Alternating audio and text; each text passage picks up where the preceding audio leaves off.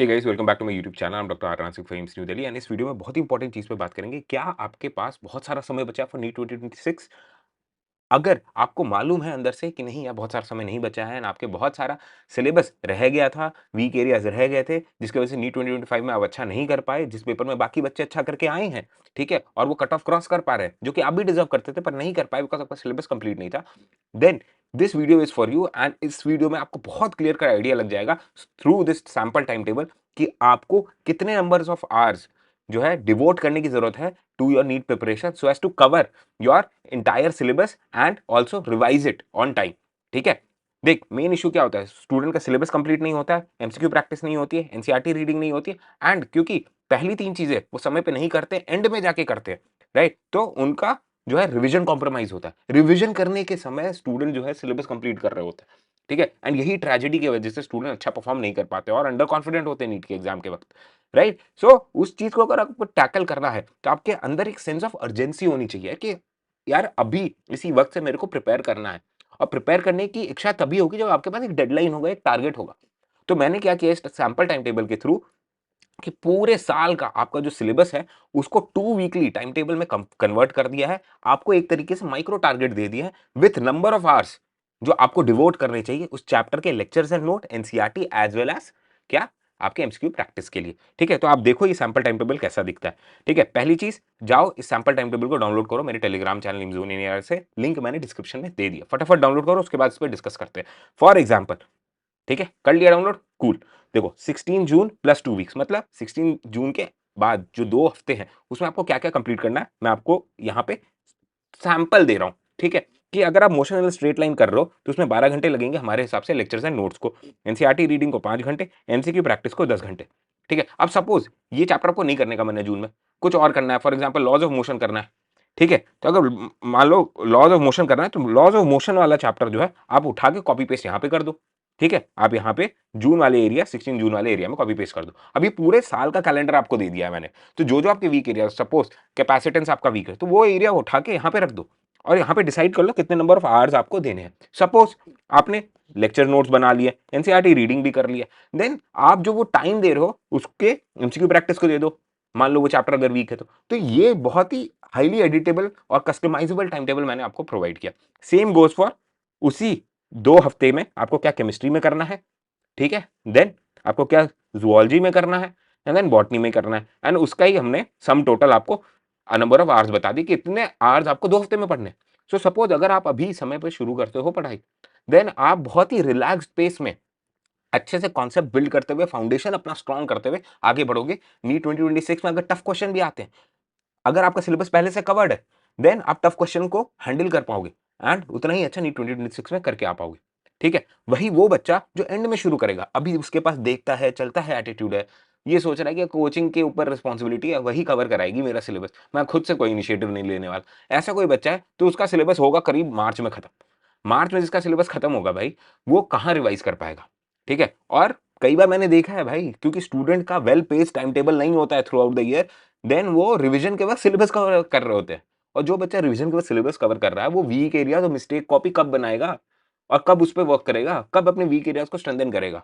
भाई जब तुम्हारा सिलेबस कंप्लीट होगा तभी तो तुम आइडेंटिफाई कर पाओगे टेस्ट में और एमसीक्यू प्रैक्टिस में कि भाई ये तो मैंने पढ़ लिया, ये फिर भी मेरा वीक है, इस पर और स्ट्रेस देने की जरूरत है, इसकी डाउट सॉल्विंग की जरूरत है, इसकी मिस्टेक कॉपी बनाने की जरूरत है। वो नीड तुम्हें तब फील होगी भाई जब तुम्हारे पास एक डेडिकेटेड टाइम टेबल होगा जो एडिटेबल हो, जैसा कि मैंने आपको प्रोवाइड किया। ठीक है, तो ये उन स्टूडेंट्स के लिए जो जीरो से शुरू कर रहे हैं। अगर तुम जीरो से नहीं शुरू कर रहे हो यार, देन ये टाइम टेबल तुम अपने हिसाब से एडिट कर लो ना। ठीक है, केमिस्ट्री के जो चैप्टर्स हो गए उसको 0 0 0 कर दो यहाँ पे, और जो रह गए उसमें ज्यादा टाइम दे दो, जो वीक चैप्टर्स है उसमें तुम ज्यादा नंबर ऑफ आवर्स एलोकेट कर दो and then stick to number of hours. ठीक है, तो ये चीज जो है, ये सैंपल टाइम टेबल मैं सभी से रिक्वेस्ट करूंगा, जो भी बच्चा सोच रहा है कि नीट के लिए आपके पास बहुत समय बचा है ना, प्लीज ये डाउनलोड करो, इसको अपने हिसाब से जितना सिलेबस तुम्हारा कवर हुआ है और जितना रह गया, ठीक है, और जो तुम्हें फील होता है कि वीक एरिया है उसको फिर से देखने की जरूरत है, इसको एडिट कर लो और देखो कितने नंबर वास्ट तुम्हें देने की जरूरत है। और हमेशा एक रिजर्व रखना तुम अपने पास, ठीक है, नंबर ऑफ आवर्स के लिए। अब ये जो है टाइम टेबल जो है, ये किसके लिए, किसके लिए बताओ, ये है तुम्हारा एनसीईआरटी रीडिंग के लिए, lectures and note MCQ practice के लिए। अभी जो है यहाँ पे टेस्ट का time and test and discussion का टाइम जो है इंक्लूडेड नहीं है। मिस्टेक कॉपी बनाने का टाइम इंक्लूडेड नहीं है। डाउट सॉल्विंग जो एक्स्ट्रा टाइम लगेगा वो इंक्लूडेड नहीं है। इसका मतलब है कि ये तो bare minimum number of hours जो है तुम्हें डिवोट करने हैं। अगर इसमें देखोगे तो तुम 7 to 8 hours a week, sorry 7 to 8 hours a day तुम पढ़ाई करके इतने number of hours in 2 weeks meet कर लोगे। बट उसके बियॉन्ड तुम्हें जाना है क्योंकि तुम्हें एक्स्ट्रा करना है, you have to go extra mile, right? So this was the video that I wanted to come up with. This was the timetable I wanted to come up with for my NEET 2026 aspirant. मैं चाहता हूं यार कि तुम अभी से एक dedication discipline के साथ पढ़ाई करना शुरू करो सो दैट एंड में तुम प्रेशर में ना आ जाओ। और प्रेशर में आने के बाद ना यार दिमाग काम नहीं करता, शॉर्ट सर्किट हो जाता है। ठीक, फिर तुम ना रटने वाले मोड में आ जाते हो, अंडरस्टैंडिंग वाले मोड में नहीं होते हो। और अगर आप कॉन्सेप्चुअली चीजें नहीं समझ पा रहे हो because of that pressure and आपके फंडामेंटल्स क्लियर नहीं हो रहे हैं क्योंकि तुम बस फिजिक्स के फॉर्मूले को रट रहे हो और डेरिवेशन नहीं समझ पा रहे हो क्योंकि तुम प्रेशर में हो और तुम एंड में शुरू किए हो और लेट स्टार्ट किए हो, देन तुम्हारे पास अगर कोई मॉडरेट और टफ क्वेश्चन भी आ जाएगा ना, ठीक है, तो तुम्हारी हवा टाइट हो जाएगी पेपर में। और एक बार जब पेपर में तुम ट्रॉमेटाइज हो जाते हो ना यार, उसका आफ्टर इफेक्ट ना केमिस्ट्री और बायोलॉजी में भी दिखेगा।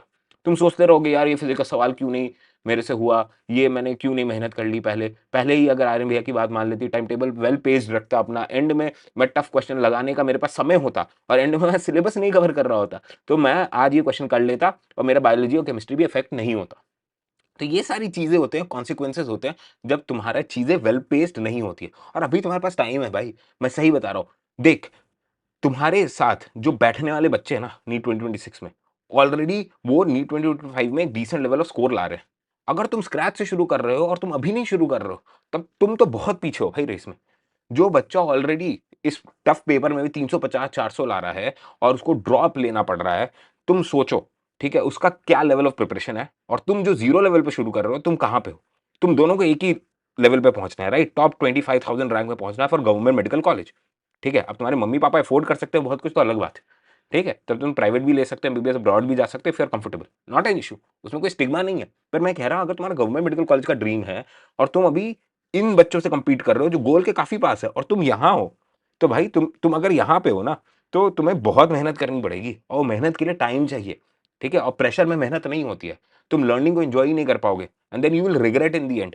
ठीक है, और तुम दुनिया भर के लोगों को ब्लेम करोगे, मॉम डैड को ब्लेम करोगे, ये कोचिंग नहीं मिली, ये जो है क्वेश्चन नहीं प्रैक्टिस कर पाया, ऐसा पेपर आ गया, जबकि उसी पेपर में बाकी बच्चे अच्छा करके आ रहे होंगे।